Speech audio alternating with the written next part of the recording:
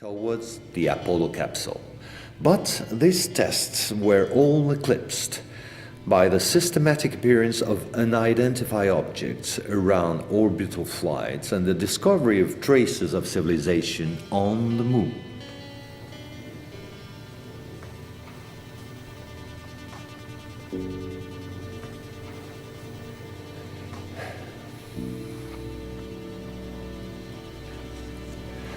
NASA had to face an avalanche of data and embarrassing proofs. The only solution was to put everything under the cloak of defense secret. In 1971, the JSON directive set up a special retouching service whose purpose was to erase all signs of civilizations or ruins on the Moon, especially in those photos intended for the general public and the press. In June 1965 has appeared this in a satellite report in the area of Deception Islands, south of Argentina.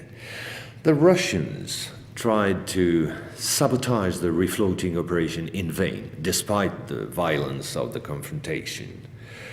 The flying object was finally brought back to Edwards Air Force Base in California.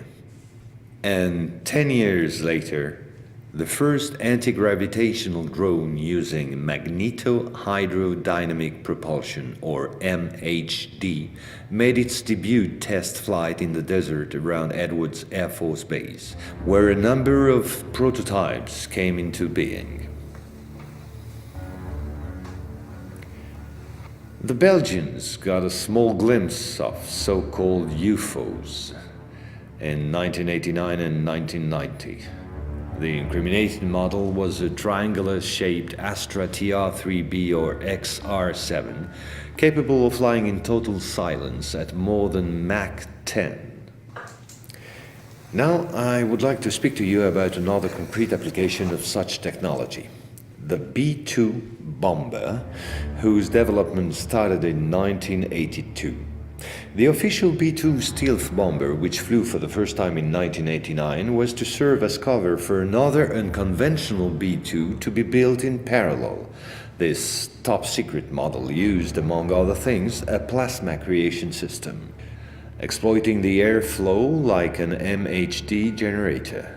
This system produces ionization of the air around the B-2, thereby suppressing air resistance while ensuring total invisibility for any type of radar. This nuclear bomber has flown for 15 years now at more than Mach 10. It can fly around the Earth in just a few hours without being seen. Naturally, such military research was to give rise to many commercial spin-offs. Over the last 10 years, we've seen the appearance of dozens of non-lethal armaments like E-bombs or electromagnetic bombs, as well as, of course, microwave weapons and powerful lasers.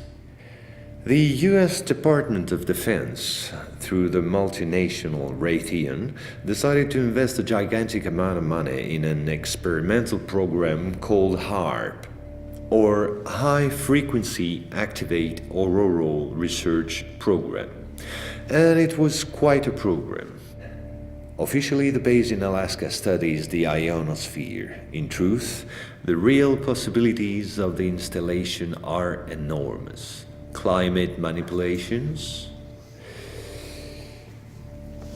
deep detection of underground base or deposits, silent and remote destruction of any object, and most important of all, manipulation of human behavior.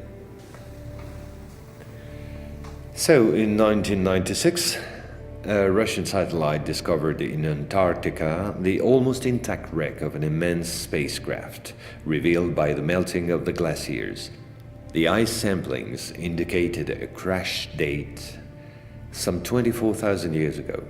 At the same moment, a volcanic eruption on the Deception Islands, the same islands as before, forced the Russian to request help from the United States, given the urgency and importance of recovery of the vessel.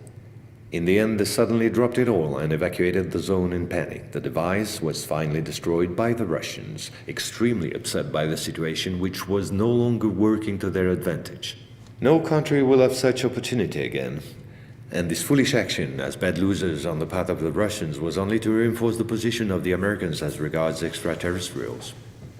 If this account seemed somewhat long despite my efforts to simplify, it was absolutely necessary to get to the subject I mentioned previously.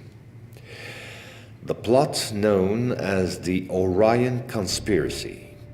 Our research group is convinced that UFOs constructed by the Americans or the Russians will be used to support an hoax attack on the Earth of extraterrestrial origin.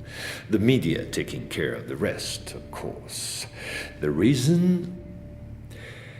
Once the threat of international terrorism has dissipated, the war economies of the major powers, with the United States at the head of the pack, will need a new enemy in order to still prosper. War on Earth will be replaced by space war against an enemy from beyond. So then, gentlemen, I thank you. A complete report will be handed to you at the exit. As for me, I'll see you again soon for a second update on a quite different subject. Gentlemen.